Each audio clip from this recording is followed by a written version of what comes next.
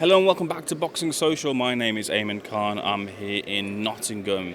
It is fight week. Lee Wood versus Michael Conlan with me, featuring on the undercard a forecaster Black Thunder, the one and only Caoimhin Agyarko. Caoimhin, first of all, how's life treating you?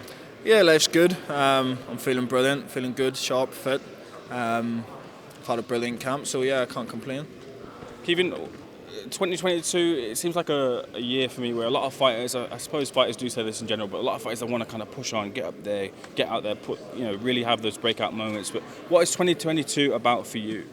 Yeah, definitely getting out there, climbing the world rankings. I picked up the WBA International in my last fight, so I want to just keep on pushing up the rankings, being meaningful fights and get some names on the record. I noticed that looking at your record, you haven't been the distance yet fully. With someone who carries the power like yourself, you look to break down your opponents and get those finishes. Bit of a double-edged sword in terms of getting that experience. Do you look to kind of get that, or are you happy to kind of get those knockouts and keep marching forward? Listen, it is good to get the rounds under the belt once you're in there, do you know what I mean? You can't kind of buy that experience, but at the same time, you don't get paid for overtime, so if the knockout presents itself or the stoppage presents itself, I'm not going to think twice about taking it. One thing about me is I've got that killer instinct, and I'll always close the show if I get that opportunity. You're defending your WBA International Middleweight title, which you won last time around against Noe Larios Jr. This time, Carlos Rubio is the opponent. I'm hearing a lot of feelings that Carlos is a good opponent coming into this fight here. Tell me what you know about Carlos. Yeah, do you know what? I actually heard he was Larios' sparring partner last time out for the fight against me. So I know that he's a southpaw. He'll come to fight. He's 18-1. He's Mexican. Do you know what I mean? So it's going to be tough. It's not going to be an easy fight, but I prepared well, and I'm looking forward to the test. Have we, in the ring so far, what we've seen of you, have we seen the best of you? Is there more to come from you? What haven't we seen? I don't even think you've seen 50% of me yet, and that's not me being cocky or overly confident. I genuinely don't feel like you've seen the best Caoimhin Agyarko. I'm so much better than what I've shown, and I intend on going out and showing that on Saturday night and showing hopefully 100% Caoimhin Agyarko. Do you know what I mean? There's different aspects of my game that I haven't shown yet, like boxing on the back foot, being the aggressive counter puncher that I feel like my style is. So there's plenty more to come without that. In terms of then this fight, is it a specific game plan you have, or is it about just you being you? Yeah, no, we definitely have a game plan set in stone, but I mean, game plans go out the window once you get hit or your opponent makes things awkward or whatever else. So I just go in there, and I'm a fighter that adopts very well and very quickly. So I'll just go in there, see what he's like in the first round, see what he has to offer, and then I'll take it from there and break him down and hopefully get the win and get it done in a good fashion. Big Irish contingent coming in at the weekend. I see you nodding your head there. That must really get you pumped up. But is there a little bit of extra kind of expectation? You know, that we're looking at you, a favourite there, wanting you to get that victory. Do you feel that bit of expectation there? Yeah, there'll definitely be expectation, but no one's expectations of myself outweighs my own. So it's nothing that I don't expect of myself. I don't expect anything less than to go out and put on a punch perfect performance.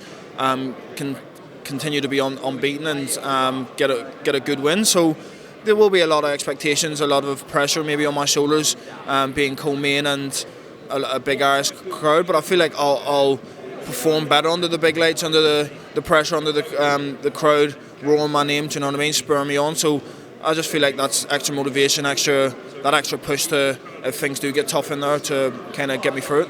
Let's have a look at the main event, Lee Wood versus Michael Conlan. What are your feelings on that fight, Caoimhin? An Irish invasion's here, and Mick Conlan's not going home without a win, so I feel like he's the better fighter all round. He does everything better, probably doesn't hold as much power as Lee, but at the same time, is Lee Wood really the big puncher everyone talks about? I'm not too sure, but I feel like Mick will win, and he'll get it done in good fashion. It's Fury versus White. They're going to be, looks like, selling out Wembley. Dylan White didn't turn up to the press conference. What was your take on that and the take of the fight in general? Yeah, do you know what? Listen, I don't think you can read too much into Dylan not turning up. I'm sure he has his reasons, and if he didn't want to turn up, he didn't turn up. But I think it's a very good fight, and I always love an underdog. Listen, everyone knows how good Tyson Fury is and what he brings to the ring, and I think you got to favourite Tyson without doubt. But I'm a fan of Dillian White, and I think he's definitely capable. And in the heavyweight division, anything can happen. Have we seen time and time again? Do you know what I mean? So I feel like, yes, Fury is favourite, but don't be surprised if you see an upset. Let's bring this back to you. If you get the win at the weekend, are you kind of looking past? I mean, if we rewind back about a year, maybe a little bit longer than that, it was looking like maybe pairing you off with like a tester like a Nathan Heaney or something like that. Are you beyond that kind of point now, Caoimhin, in terms of your opponents? I